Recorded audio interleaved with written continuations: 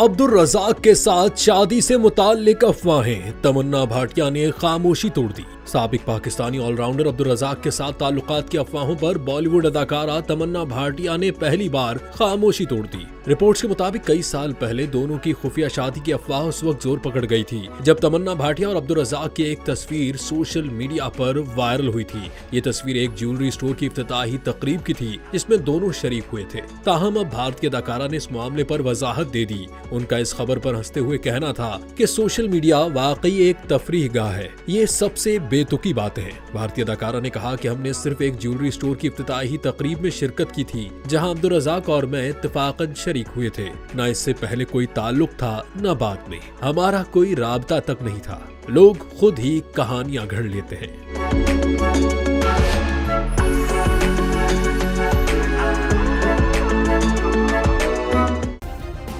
Subscribe करें और bell दबाएं ताकि कोई खबर रह न जाए।